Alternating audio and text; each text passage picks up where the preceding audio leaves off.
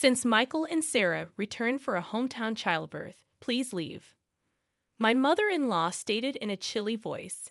Her eldest son and his wife are due in 3 days. Me leave? I asked, confused and stunned.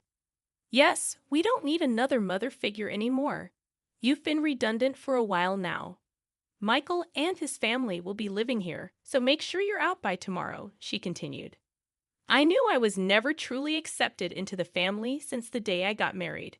Treated as a wife, never did I imagine they would tell me to leave. You barren failure, you were allowed to experience raising a child. Be grateful. We have no obligation to support you anymore. It seems like Simon is tired of you too. What's Simon to? I gulped down my saliva. If it's not a conspiracy between my mother-in-law and Michael, then I don't need to stand in ceremony with my husband anymore. Foolish to drive me out, but it was my mother-in-law who ignited this. What happens to this house now is none of my concern. May they face the reality they have ignored squarely. Personally, I'm Anna Thompson, 45 years old, living with my husband and mother-in-law in a popular area close to the station. The access to the city center is superb. When house hunting, my picky husband, recently promoted to a managerial position, insisted on a spacious apartment. The rent was steep, but the space and rooms made it worth the stretch. My husband, Simon, 8 years my senior, a divorce I met through a friend's introduction.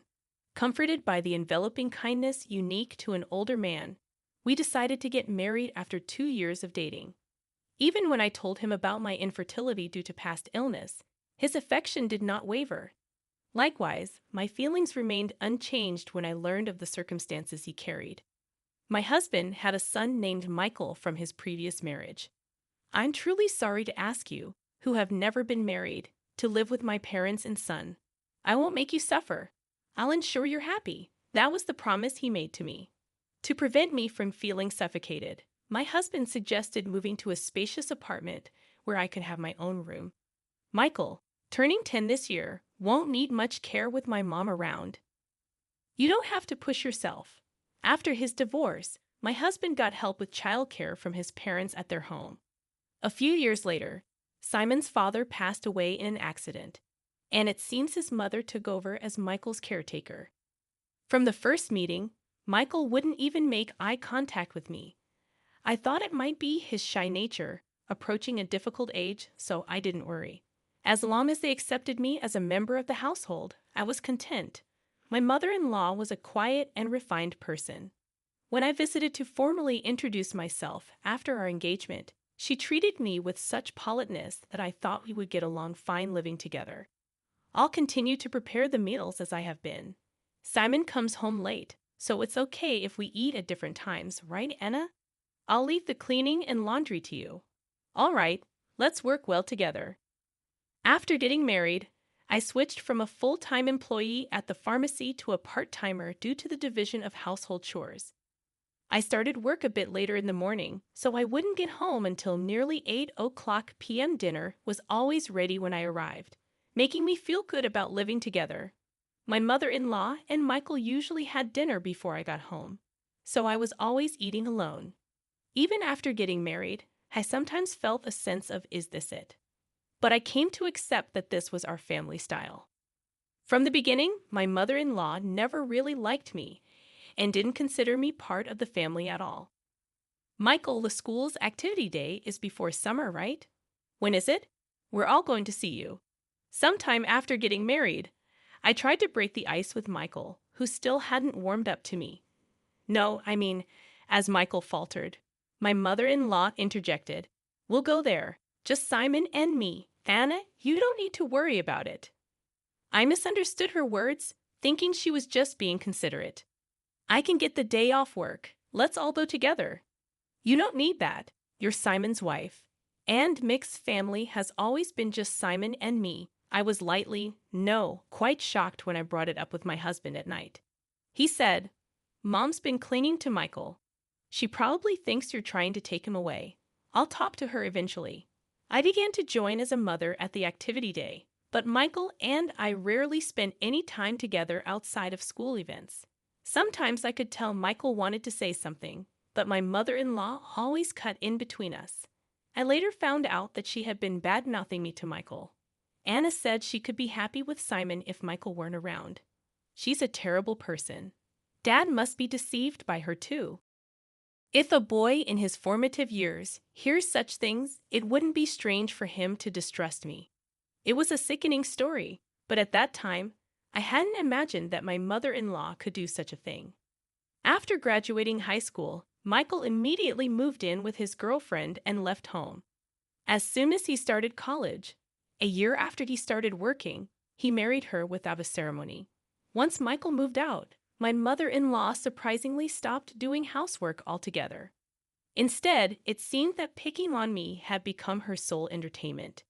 She stopped cooking, which she used to do before, and now just sits at the dining table waiting for me to come home. Without a moment to sit down, I would stand in the kitchen and prepare dinner. You're really inefficient. At this rate, it'll take you all night. I was never good at cooking, partly because I had always relied on my mother-in-law to prepare the meals. Whenever I did manage to cook, she would taste each dish and invariably complain, "This tastes awful." "I'm sorry, I'm trying my best." You're astonishingly tone-deaf when it comes to flavors, Anna. It's a good thing Michael never had to eat this. How terrible.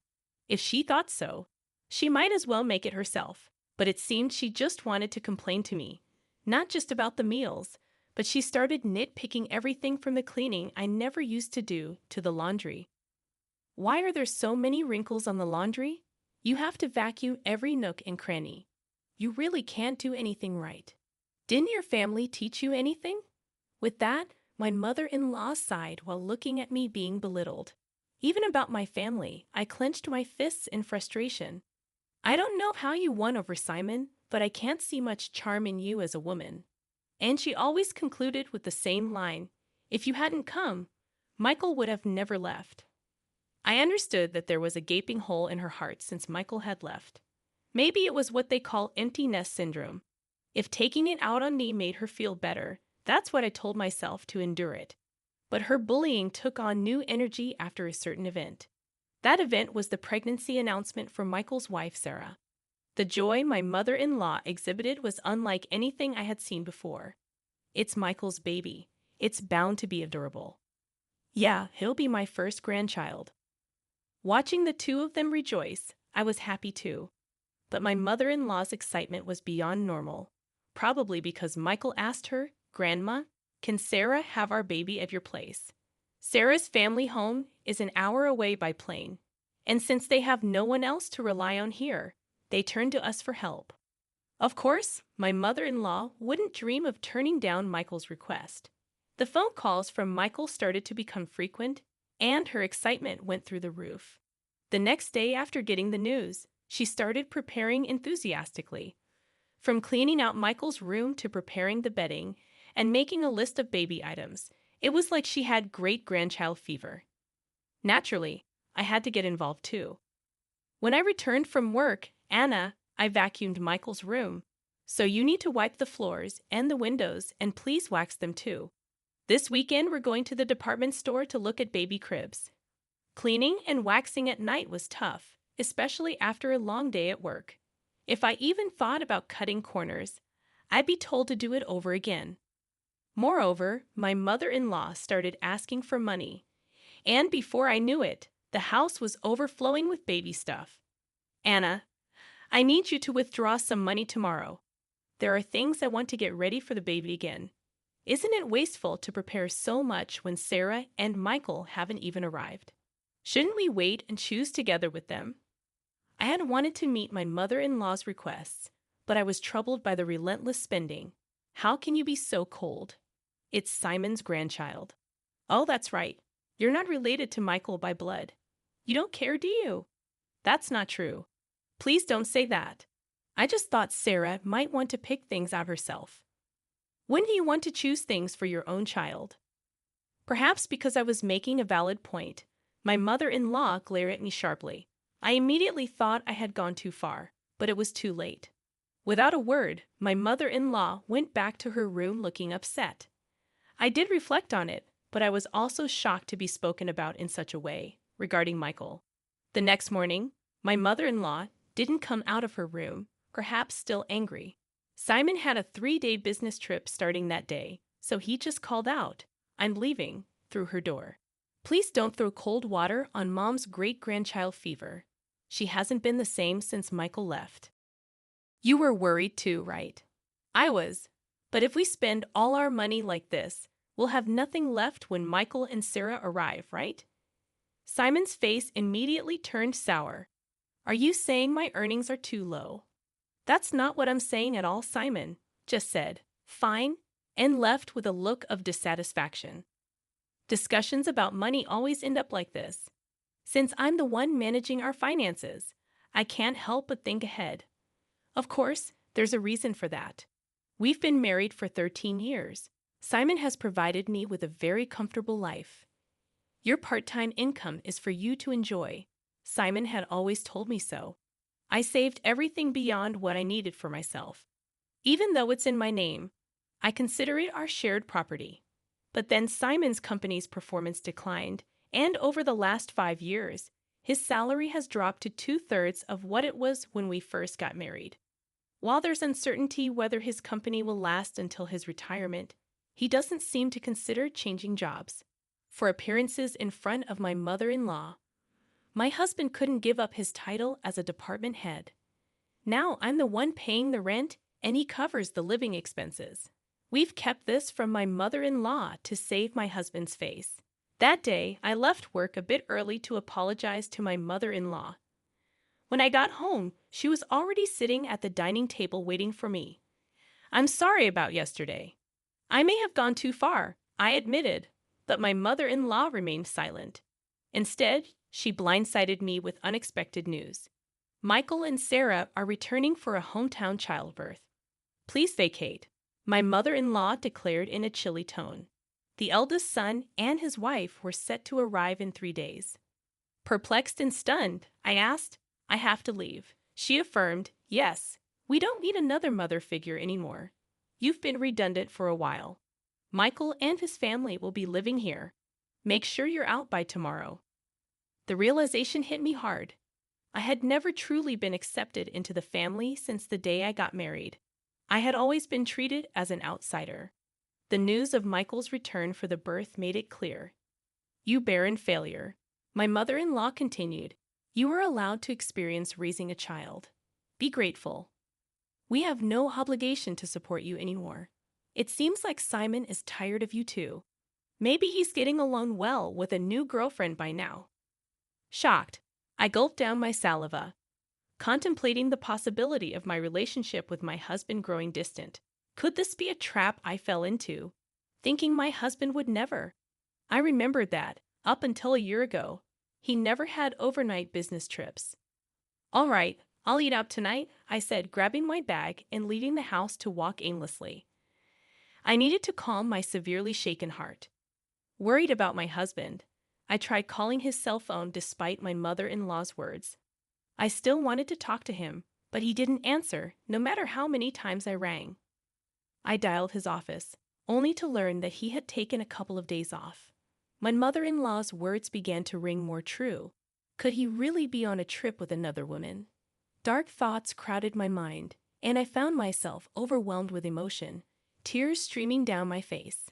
Staggering along, I noticed the tavern behind the station, a place we used to frequent when we first moved here. "It's still here," I thought as I entered. "Welcome." The tavern owner's expression clouded briefly upon seeing me. Then he nodded in recognition. "Hey, long time no see. It's been about 8 years. I used to come here a lot with my husband," I said. "Yes, it's been a while." "I remember you," he replied. I couldn't help but smile, feeling a sense of relief. "Can I get a beer and a mixed plate of grilled chicken, please?" I asked.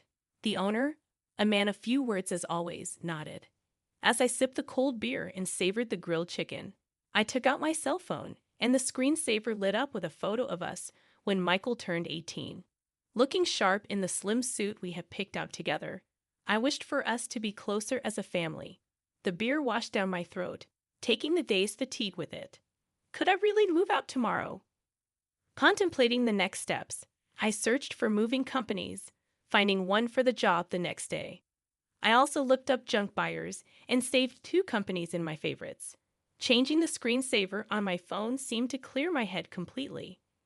The beer and grilled chicken tasted exceptional. I decided to think about everything once I got home. Walking away from the tavern, I was called from behind. A young waitress from the tavern was running towards me. "Excuse me, are you Mrs. Thompson? I noticed the screensaver on your phone," she said. Confirming my identity, she dropped a bombshell. My husband was having an affair with one of their employees. We exchanged contact information, and she promised to keep me informed. My mother-in-law's words appeared to be true. Instead of sadness, a fierce anger welled up within me. It was time to confront this head-on. Booking an appointment with a moving company, I resolved to move out that day. If it wasn't a conspiracy, and my mother-in-law and Michael were truly involved, then I no longer needed to honor my husband. Returning home, I packed my belongings until midnight. Without hesitation, the moving company arrived on time, and I made it clear that I was leaving. As requested, they took everything I had bought, erasing every trace of my presence. My mother-in-law panicked, but I was resolute. "I'm taking everything I bought. You can start a completely new life tomorrow," I declared, suppressing a laugh. Ignoring her protests, I proceeded to have everything taken out. My mother-in-law complained loudly to the movers, but there was nothing she could do. The only items left in the house were piles of baby gear and her old dresser from before the marriage. "Well then, I bid you farewell. There should be no trace of me left, so enjoy your life with Simon, Michael, and his family," I declared, leaving her sitting there stunned. Placing the keys on the table, I exited the room. The movers held onto my things for a while, and I decided to stay with a single colleague for some time. Feeling a sense of completion, I slept soundly that night. A week later, I finally heard from my husband. I wondered if he was scheming with that other woman. While my husband was dragging his feet, I received a call from the young woman at the tavern. "Got a good shot, so I'll send it to you." In the photo, my husband was chatting up a not-so-young woman at the tavern. Maybe out of a sense of justice, the young woman must have followed them after they closed. There was also a photo attached of the 2 entering a hotel. Even in such times, the cheating continues, I thought, and any last bit of affection I had for my husband dissipated. I asked for the woman's name and had her address looked up. The next day, armed with all the evidence of the affair, my husband called. "Anna, where are you? Michael and his family are here too. Aren't you going to come home soon?" "No, I'm not coming back. Your mom told me to leave. I'm done here. Michael and his family are going to live with you now, right?" I knew it. Michael and his family were out of money and looking to crash at our place. I heard that after graduating from a vocational school, they've been hopping from job to job, and now they're working part-time. "No. I want you back, Anna. I went to the pharmacy, and they said you're off for a bit. Got a place to crash." "Yeah, I'm fine. So don't worry about me. Your mom and Michael didn't like me, right? I reckon they're happy to have the place to themselves without me around." My snide comment left my husband speechless. He knew his mother and Michael never accepted me as family, but pretended not to see it. "Well, all right. I have something to say, so I'll come back there once," my husband replied with a relieved please in his voice. Days later, I returned to the house for the first time in a long while. Some new pieces of furniture and appliances were inside. When Michael and Sarah saw me, they just nodded from their seats on the sofa without getting up. As I took a seat, my mother-in-law glared at me with a scary look on her face. The atmosphere was tense, and just as I thought to get things done and leave quickly, Michael spoke up. "What are you doing here? You took everything from the house. What kind of monster does that? Dad's been supporting you, and you've had it easy." I sighed. "I took everything because I paid for it.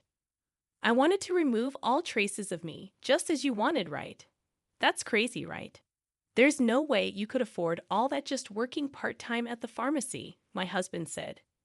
When I glanced at him, he started talking as if he'd resigned himself. We've been getting by on what Anna and I both make for a little while now. Then the stuff you took should be both yours." Instead of my speechless husband, I decided to speak up. "Simon's company has been doing poorly, and his salary plummeted. That's why, for the past 5 years, I've been covering what's missing. But that wasn't enough, and now I'm the one paying our rent." My mother-in-law looked at my husband with surprise. "I'm not just a part-timer, I'm a part-time pharmacist, and the pay is quite good. I'm making more than Simon now." At my words, my husband awkwardly looked away. My mother-in-law's eyes were frantically shifting between my husband and me. "From now on, Michael, you'll be paying the rent. You're going to live here, right? After all the help your grandma's given, it's time for you to take care of her." Michael looked at me with a shocked expression. When I dropped the news suddenly, "Rent? How much is it?" he asked. "It's $5,600. Good luck, since it seems my role as a mother is over. I don't have an obligation to take care of you anymore. Pull yourself together. You're going to be a father soon." Michael murmured with a shake of his head, "That's impossible." It was Sarah who raised her voice upon hearing this. "Wait, $5,600? Weren't we supposed to live here for free, covering rent and living expenses?" I almost burst out laughing. "Don't worry, Sarah. You can move to a cheaper place. Simon still makes a decent salary." Hearing this, Sarah's face relaxed a bit. "Oh, since I'll be leaving you, Simon, life might still get tough with your mistress, huh?" At that, Sarah finally broke down in tears. It was my husband who panicked. "What? What are you talking about?" Sarah replied, "Oh, your mother told me about the new woman. I guess it's time to end my role as a wife, too. My husband must think there's no evidence. Indeed, it hasn't even been 10 days since I left the house. Wouldn't that hurt Mary if she heard you? Well, I'll get in touch about that later." At the mention of Mary's name, my husband jolted, realizing that I knew everything. He held his head inside. This is not the atmosphere to write a divorce paper. "Well then, I'll be going now. Please talk to me further through a lawyer." Neither my husband Simon nor Michael said anything more, staying silent as I grabbed my bag and stood up. My mother-in-law stood up simultaneously, slamming her hands on the table. She yelled with a voice too strong for an elderly woman, "What the hell? It's all your fault our home is in shambles." I was instantly irritated. "It was you who told me to leave. It was you who said Simon had another woman. And you interfered with my relationship with Michael. Everything was you." I felt a surge of heat in my chest. I regretted not being more assertive with my relationship with Michael, not holding back because of my mother-in-law. "Michael has nothing to do with this. It's time for you to step up, Simon. He's going through a hard time. You should support him as his wife, take responsibility as a family member." What is she even talking about? If she hadn't called Michael back home, if she hadn't hinted at Simon's affair, I would still happily support Simon and this home I always believed in and supported. "Simon, where are you?" "Michael, why are you still here?" It's all her fault. My mother-in-law's lips tightened into a line, and she was trembling. I slipped past the silent mother-in-law and quickly left the room. Afterward, Simon agreed to the divorce rather easily. It seems my determination was strong, and he couldn't counter the evidence of the affair. Shortly after, it seemed like they started the process of moving out of the apartment. In the end, Michael and Sarah went back to their apartment and never lived with the mother-in-law. Simon seems to be considering remarriage, but Mary was furious over the alimony and his request for her to live with his mother. I've heard they're considering whether to place my mother-in-law in a care facility. After all the love she poured into her son and grandson, it's somewhat sad to think they're ready to abandon her now. Perhaps she's served her purpose too.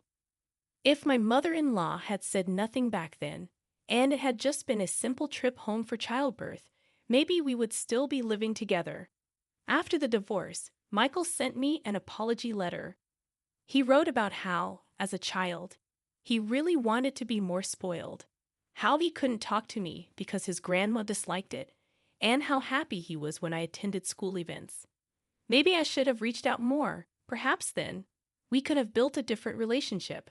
Even though our relationship has ended, I quietly pray for Michael's happiness in life. I've returned to work as a pharmacist and quickly rented an apartment close to my workplace. I don't feel good about keeping the furniture and appliances I took with me, so I had them all picked up and disposed of by a junk removal service. Life without my mother-in-law's harassment is peaceful and comfortable. For a while, I want to live for my own happiness, not someone else's.